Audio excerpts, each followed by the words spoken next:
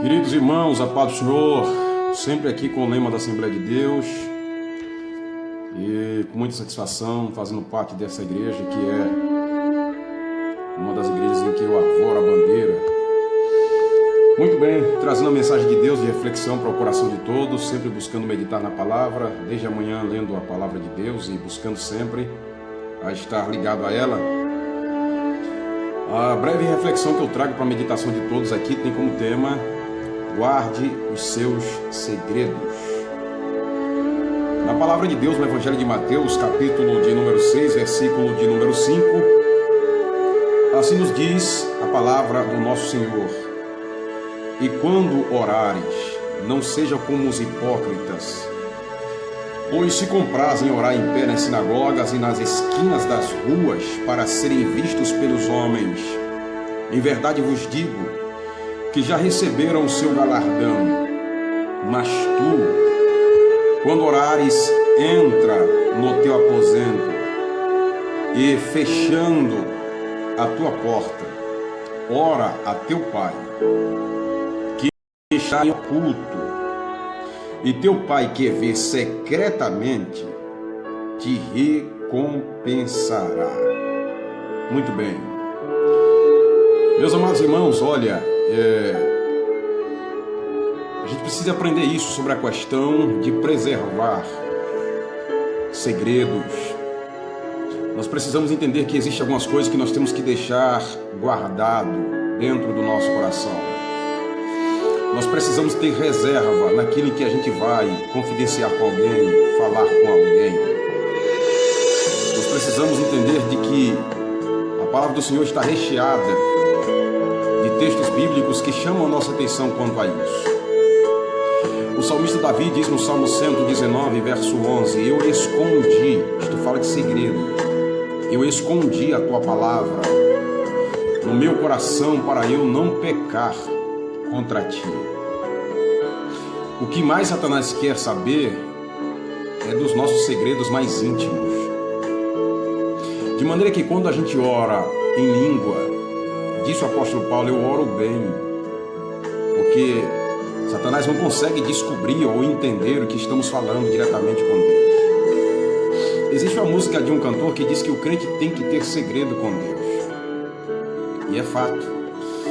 Satanás ele está sempre buscando saber o que Deus intenciona a nosso respeito e o que nós intencionamos ou pensamos em fazer na obra de Deus. É isso que a gente vê na palavra de Deus quando o povo de Israel sai da terra do Egito rumo à terra de Canaã. A princípio era um povo nômade, um povo que até então não era conhecido, seguindo rumo à terra de Canaã. Mas aquele povo parecia um rolo compressor. Onde eles passavam, eles terminavam sempre logrando êxito e tendo vitória.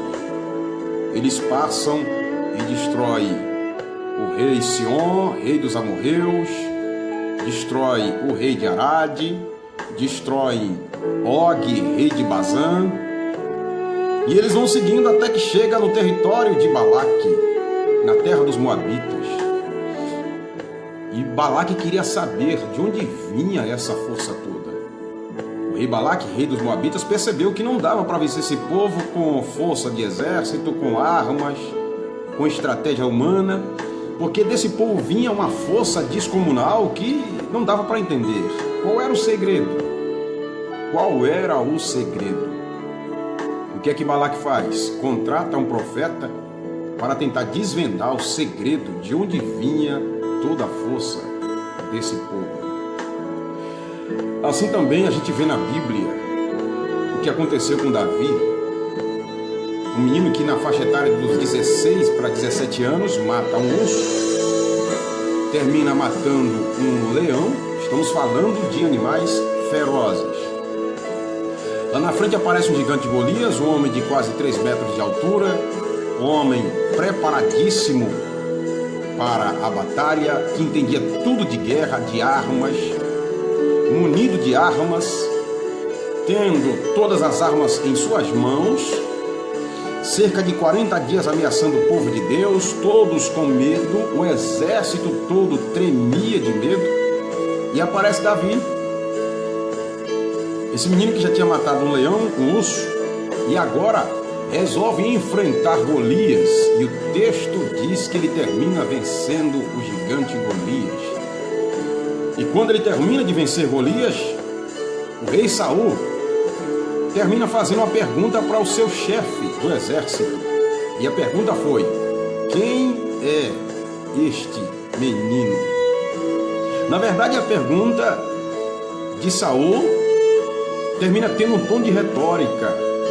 Era como se Saul quisesse entender de onde vinha toda aquela força daquele menino. Saul não queria só saber a origem genealógica de Davi, quem era o pai de Davi, quem era a mãe de Davi. Não era só isso que Saul queria saber. Saul queria saber de onde vinha toda aquela força. A gente continua.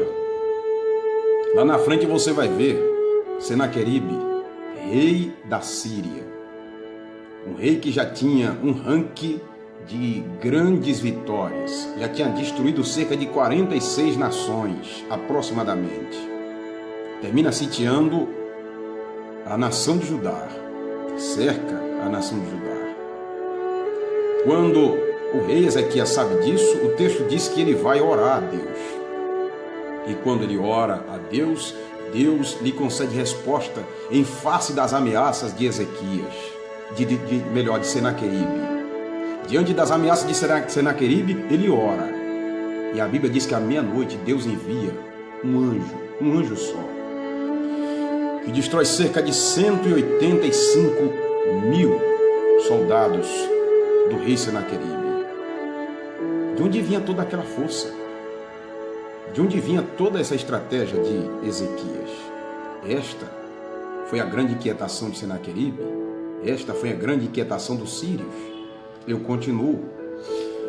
Nós vemos na Bíblia Sagrada o grande herói de Deus, o Sansão.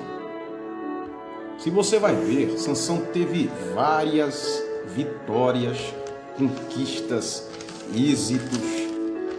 Esse homem, ele fez coisas que surpreendeu a todos, chamou a atenção dos filisteus, e muito especialmente chamou a atenção de Satanás. O diabo ficou inquieto. Satanás queria saber de onde vinha toda aquela força.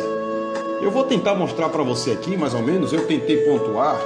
Eu vou dizer a você, mais ou menos, quais foram as grandes vitórias desse grande herói de Deus chamado Sansão. Olha o que aconteceu com Sansão aqui. Ele matou um leão com as mãos. Segundo, matou 30 homens. Terceiro, feriu os filisteus com grandes ferimentos. Quarto, arrebentou 2 cordas novas que o prendiam. Quinto, matou 1000 homens armados com a queixada de jumento. Sexto, arrancou um portão de uma cidade e andou cerca de 1,5 km. Sétimo, arrebentou 7 virgas de vimes frescos que o prendiam. Oitavo, arrebentou de novo cordas novas que o prendiam. Nono, arrancou a estaca que prendia as 7 tranças do seu cabelo na parede e carregou a estaca juntamente com o liço de teia. Muito bem. Em face disso, vinha a grande pergunta de Satanás. De onde vinha toda aquela força? Qual era o segredo? Qual era o segredo? Meus irmãos, nós precisamos ter segredo. Quando a viúva do azeite foi visitar o profeta, dizendo que estava passando dificuldade em sua casa, o profeta disse a ela: olha, o que tem em casa? Ela disse: tua serva não tem nada senão uma botija com um pouquinho de azeite. Ele disse: vá para casa e fecha a tua porta entre ti e os teus filhos e derrama o pouco de azeite que está na botija. Fecha a tua porta. Admiro a mulher sunamita quando o menino morre. Ela não vai dizer ao marido que o menino tinha morrido. Ela só pede um jumento. Pediu para o o esposo preparar o jumento para que ela fosse visitar o profeta. No meio do caminho, ela se propôs a não conversar com ninguém, guardou o segredo, tanto do marido como a quem ela encontrou no meio do caminho. O homem de Deus, o profeta Eliseu, viu a mulher de longe, percebeu que a mulher estava com a fisionomia de tristeza e manda que o seu moço vá até a mulher perguntar se ia tudo bem com ela, com o marido, com o filho, se ia tudo bem em casa. E a pergunta da mulher foi: vai tudo bem? Ora, na verdade nada ia bem. Eu já ouvi muita gente dizer que aquela mulher disse vai tudo bem porque ela tinha muita fé. Na verdade não era isso. Se você vai ler o texto, você vai perceber que aquela mulher resolveu guardar o seu segredo daquele menino. Ela não quis dizer àquele menino o que tinha ocorrido, porque aquele menino não tinha maturidade para resolver o seu problema. Aquele menino não ia ter condição para ouvir as suas queixas, os seus reclames e poder trazer uma solução. Quem tinha a resposta, quem tinha a solução era o profeta. De modo que quando ela chega até o profeta, ela rasga o saco, ela fala tudo, ela diz tudo que tinha para dizer. Ela não guarda segredo, ela fala tudo que ela queria falar. Ela chega até o profeta, lança-se aos seus pés, lança-se sobre os seus pés e termina dizendo: eu te pedi algum filho? Eu não te disse que não era para mentir a mim? Então, a conversa com o profeta foi diferente.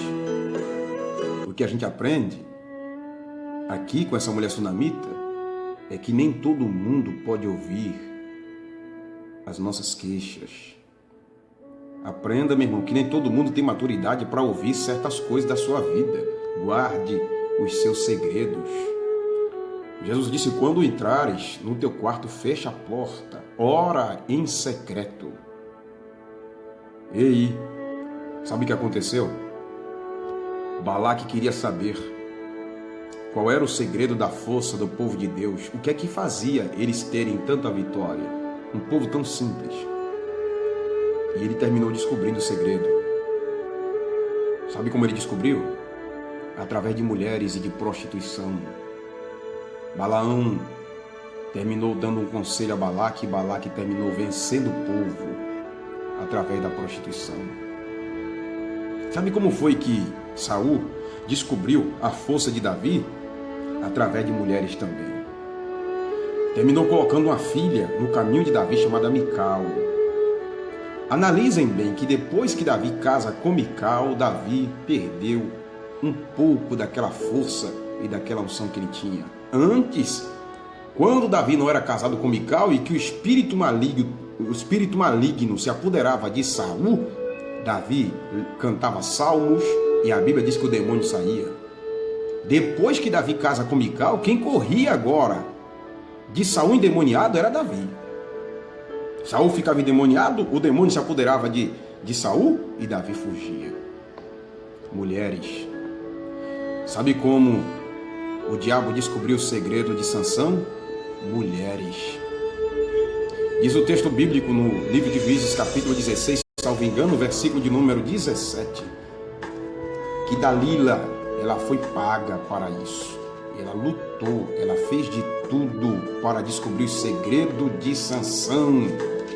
E o texto diz que ela foi angustiando Sansão, capítulo 16, versículo 17. Interessante que o anjo visitou a mãe de Sansão e disse que era para ela guardar este segredo, que era o pacto de nazireado. E o anjo disse também que era para Sansão guardar este segredo. O segredo não estava nas tranças, estava no pacto. Pacto esse que ele tinha que guardar. Mas o capítulo de número 17, capítulo 16, versículo 17, diz a Bíblia que ele abriu o coração e contou tudo para Dalila. Mulheres. Sabe como foi que o diabo, que aliás Senaqueribe, que os sírios descobriram o segredo de Ezequias?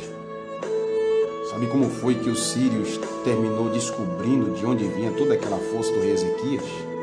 Através de presente. Você vai ver na Bíblia, no livro do profeta Isaías. Eu estou com a minha Bíblia aqui. Livro do profeta Isaías. Você vai ver lá na frente. que os sírios, Senaqueribe, veio contra o servo de Deus, contra o rei Ezequias. Mas ele ora, diante de todas aquelas ameaças, ele ora a Deus. Capítulo de número 37. Senaqueribe aparece para ameaçar o povo do Senhor. Capítulo 38, Ezequias ora a Deus. E vem um anjo e vence. Mas quando chega no capítulo 39, como foi que os sírios terminaram descobrindo o segredo de Ezequias? Sabe como foi? Através de presentes. Você vai ver na Bíblia, no capítulo de número 39, vieram alguns embaixadores de Babilônia visitar Ezequias. E diz o texto sagrado que Ezequias terminou abrindo a porta da sua casa, mostrando tudo. E o texto sagrado diz que por causa disso Deus envia uma palavra chamando a atenção de Ezequias. Ele não podia ter feito isso. Satanás, ele vai mandar hoje sírio, amanhã pode mandar babilônico, mas ele vai tentar descobrir o teu segredo. E a forma que o diabo encontrou foi através de presentes. Existem presentes que não vêm de Deus. Presentes como se fosse o cavalo de Troia. Presentes muito bem elaborado que o diabo estabelece para tentar descobrir de onde vem o teu segredo. Meu irmão, tenha cuidado com quem te cerca. Tenha cuidado com quem aparece na tua casa dizendo que quer te ajudar, que quer ouvir teus problemas. Tenha cuidado com pessoas que aparecem, te ligam e dizem que estão preocupados contigo e que querem te dar uma mão, que querem fazer alguma coisa por ti. Tem pessoas que só querem ouvir teus segredos, só querem saber o que se passa contigo. São instrumentos malignos. No caso de Ezequias, como eu disse, ele devia fechar a porta do seu coração, mas ele venceu os sírios, mas depois foi vencido por presentes. Foi vencido por presentes. Olha o que diz a palavra do Senhor no capítulo de número 39, versículo 5. Então disse Isaías a Ezequias: ouve a palavra do Senhor dos exércitos. Eis que virão dias em que tudo quanto houver em tua casa e o que entesourarem teus pais até o dia de hoje será levado para a Babilônia. Não ficará coisa alguma, disse o Senhor. Ele venceu os sírios, mas o diabo mandou os babilônicos com presentes. E ele ficou tão feliz que abriu a porta da sua casa e deixou os babilônicos entrar. Lá na frente você vai ver que foram os grandes inimigos do povo de Deus. Foram os babilônicos. E essa palavra que Isaías disse a Ezequias, no ano 586, aconteceu quando Nabucodonosor invadiu Jerusalém e foi diretamente no templo do Senhor e pegou todos os tesouros e levou para a Babilônia. Olha aí, cuidado com os presentes que você recebe, cuidado com certas visitas, cuidado com certas pessoas que se parecem amigos, se dizem irmãos, estão do seu lado, na verdade querem descobrir de onde vem toda essa unção, querem descobrir de onde vem toda esta força, de onde vem toda esta fé. O que te faz rir tanto? O que te faz ficar tão alegre, mesmo diante das dificuldades? O que é que faz você glorificar tanto a Deus, mesmo diante de tantos problemas? É isso que o diabo quer saber. Deus abençoe a Roseli, irmã Débora, Ivonei, Iva Santos, Edileuza, Adriele. Deus abençoe meu querido e amigo servo de Deus, pastor Luiz Otávio Rendeiro, ali da cidade de Cachoeira, Rafael e Elisama e de Coiter, a irmã Neidinha, meu nobre Aloísio, que Deus conforte seu coração e da sua família, o nosso irmão Isaac e Cláudia, Raimundo, que está nos assistindo, enfim, a todos o nosso forte abraço e que a graça de Deus continue conosco e que Deus nos conceda a vitória. em nome de Jesus.